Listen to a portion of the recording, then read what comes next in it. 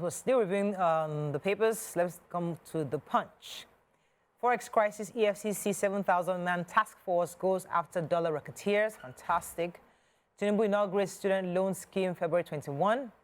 500,000 jobs threatened over ban on sachet alcoholic drinks, says man. Government approval delays Dangote refinery fuel. Picture story here in Bali shines as Nigeria beats South Africa to reach AFCON final. Okada riders, policemen clash as Lagos enforces ban. Okay, which story are we? Okay, so let me start with you, Chairman. So let me take the story about the 500,000 jobs threatened on this sachet alcoholic drink ban. It's by the Manufacturers Association of Nigeria. They're saying that this ban on the sale of alcoholic drinks by the National Agency for Food and Drugs Administration will cost the Nigerian economy about 500,000 jobs. They're saying that they've been talking about this since 2018. So the National General, the Director General of MAN, Segun Ajayi Kadiri, has talked about the concern of this ban and the conversations that have been happening since. And they banned sachets and PET bottles of less than 200 ml. And they're saying that this is not, first of all, that the idea that this PET drinks and sachet alcoholic drinks are causing more underage people to, take alcohol doesn't have a basis. They said that this is not founded by any means, and then they also maintain that the packaging of these sales of these alcoholic sachets and PET bottles have not shown in any way a reason for irresponsible use of the product. So they're warning that, look, this is going to affect Nigeria in such a terrible way because it's going to damage the local manufacturing and negatively affect the economy as well as, of course, according to them, the social well-being of the people of Nigeria. That part, I think, is funky. Okay, so I have the Dangote story. Dangote didn't meet the January 31 timeline that he had set to release products into our market.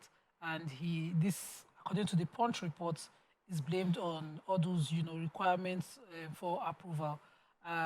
The NMDPRA, I'm hoping that's the Nigerian Upstream and Downstream Petroleum Regulation Commission, are saying that as a regulator, they are still looking at the process of for the release of the regulatory approval. That they're still, checking to see if it's the quality meets the specifications required before the products will be released to the market. But the President Dangote Group, Aliko Dangote, is very grateful to the President, Bola Ahmed Tinubu, for his encouragement, support, and his thoughtful advice towards the actualization of his project. He's also thanking the NNPC, he's thanking the Nigerian Upstream Petroleum Regulatory Commission, and Nigerians generally for the support that they have given. He said the intervention of the President at various stages cleared all the impediments, thereby accelerating the actualization of this project. We're waiting for the products to get into the market. So the Jet A1 aviation fuel is already out there, in production. Diesel is also ready.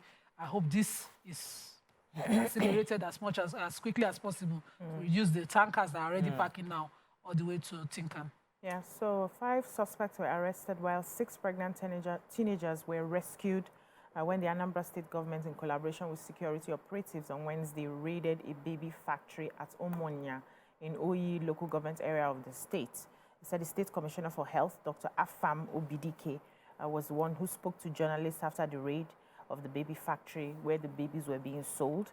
And he said the name of the place was Mother and Child Hospital and Maternity, which was located on a road along Tanzania University, Umunya. And he said that the State Health Facility Accreditation and Monitoring Units went there for their routine check of the different facilities in the state. And by the time they got there, the people working there saw them and locked up the place and ran away. So they got the help of the police and other security operatives, including Ocha Brigade, Civil Defense Corps, and then the police assisted them in opening the place, only for them to find young girls, underage girls who were pregnant. They said their ages were 14, 15, 16, 17, and 21 years, and they were allegedly camped there against their wish. And by the time they interviewed the girls, they realized that the girls would bed the babies, and then the babies would be sold, And they said they were attended to by one Mr. Odili Osai from Delta State who has, run away. So arrests were made. They've arrested about 5 persons in connection to this, and proper investigation is being done. Though they have not said where they are taking the young girls to and what sort of help they are going to get them. So one of our guest co-hosts, Runke Fasheru, her company Made Punch, Manners and Conduct. They've concluded the plans to organize leadership skills development program, and the idea really is to have speakers to motivate participants towards greatness. She emphasized the importance of raising awareness about one's identity as a prerequisite for fully realizing the potentials and talents. So she wanted us to mention, because she's one of the ladies, Runke, she's really excited about it, that her Mrs. Fash, that her story made points. Like, you have to mention, like, okay, girl, you're one of us. Okay, moving on quickly now to Daily Sun. FCT on the thread says, Akpabio, address corruption, wasteful spending in your government, Northern Elders tell Tinubu. Renewed hope turning into renewed anger, says ex-APC National Working Committee member. Court orders FG to fix prices of goods, food in 7 days. Forex crisis, EFCC goes after varsities, saboteurs and others.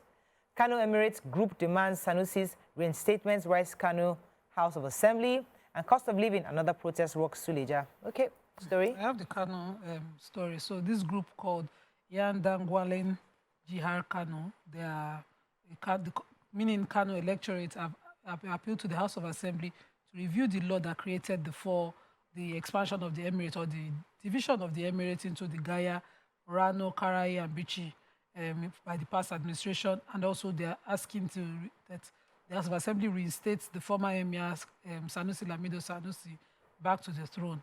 They went on and on to extol his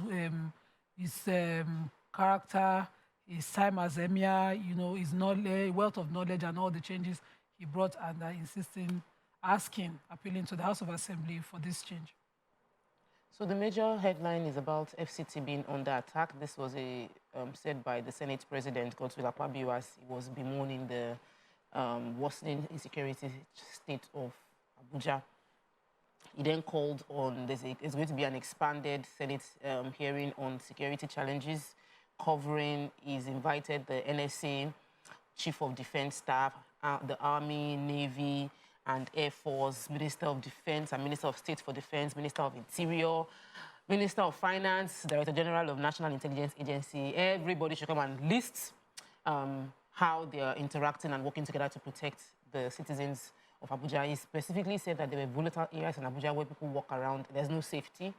He said that the nation's capital is under attack, especially from kidnappers, and huge sums are being paid for ransom, and that the job of the Senate is to complement the executive and support its success. That if the administration of this current administration, he said, if Tinubu's administration fails, it means that we all have failed. So in view of this, the Senate is calling these people to have the meeting. The Ribadu, I've forgotten his portfolio, he said he couldn't make the dates they were given before, NSA. So they are now, they said they would adjourn the meeting to 13th of February so they can have everybody present. The motion was originally moved by Senator Okpeyemi Bamidele based on the killings in Benue, FCT, Plateau, Oyo, and other states, to just talk about the insecurity challenges. And they are hoping that with the details and oversight, Nigerians can get feedback on what the security framework is going to look like going forward. And basically, we're just waiting to hear what they will say. I'm sure Abuja citizens are also feeling it. It's not just Abuja, it's everywhere around the country. So we're hoping that this gets them working harder and securing our lives. Yeah, so the Northern Elders Forum slamming President Bola Ahmed Tinubu over what they tagged his administration's indifference to the suffering of the Nigerian people, occasioned by strangulating policies leading to devaluation of the naira and unbearable cost of living. In a statement by the Director of Publicity and Advocacy spokesperson Abdulaziz Suleiman was the one that said that the steady increase of food prices had led to widespread hunger and malnourishment in the country, and that this is a disheartening disconnection between the reality on ground and the actions of political leaders, and the Nigerians can no longer feed themselves while the political class is living large to the detriment of the poor. So they went on, listing some of the things that Nigerians are facing. But in their suggestion, They said that they are demanding measures from the government to address the crisis before it plunges the nation into greater conflict and chaos, and that the welfare of citizens must be prioritized. Policies must be implemented to alleviate the burdens of inflation, which includes increasing agricultural productivity, investing in infrastructure to reduce transportation costs, and implementing social safety nets to support the most vulnerable members of the society. I would have loved that they broke down exactly what they want the government to do. Nobody ever has any answers. Yeah, But you can always say, we can pick up all the problems, but then let's come up with the solutions and even suggest to the government. Can we look into this and look into that? The government had the solution, they would have done it, but obviously it's so we can all complain. Okay, Vanguard, very quickly, let's find a story of not taking. Will open reserves to address food costs, says federal government. Catholic Church to federal government tackle Nigeria's insecurity issues head on. Insecurity in Northwest. Kaduna governor blames poverty, hopelessness, and others. Greedy monarchs, community leaders aid kidnappers in Southwest, says hunters. Court orders FG to fix prices of petrol, diesel, others within 7 days. Edo 2024, PDP leaders bicker over delegates Congress. Okay, which story?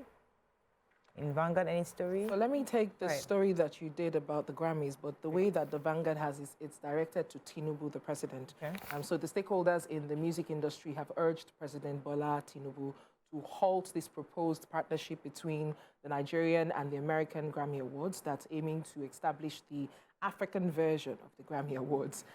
They expressed their fears.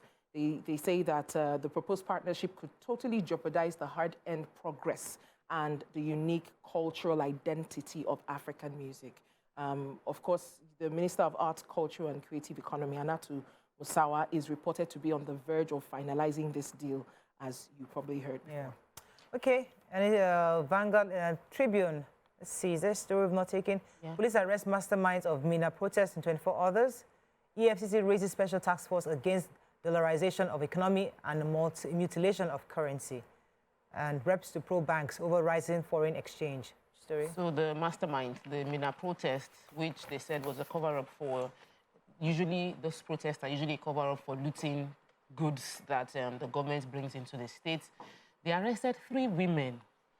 They listed the first one as the mastermind, 30-year-old Aisha Aliyu, and Fatima Aliyu, 57-year-old, and the Fatima Ishaku, and 22 others as suspects. They took them from the protest ground, said that they found that some of the protesters had dangerous weapons, including sticks, 3 knives, scissors, cutlass, blade, iron pipe, 4 other sticks, and wraps of Indian hymns and charms were on these protesters. And the protesters were actually protesting about the fact that food has become really expensive and that they are getting, that hunger is prevalent in their communities. And these arrested protesters, I'm really worried because I'm sure that we are having a situation where these women on the streets are being arrested and detained, and they are calling the masterminds of what is happening in Mina. Maybe because I'm a woman, I feel like a woman cannot do that. But really, let's just investigate properly and let justice be served. And if they are criminals, yes, let them be brought to book. But if they are just peaceful protesters protesting that they are hungry, then let's listen to them. All right, that's all we can take on Front Page Review. Stay with us. We'll be right back.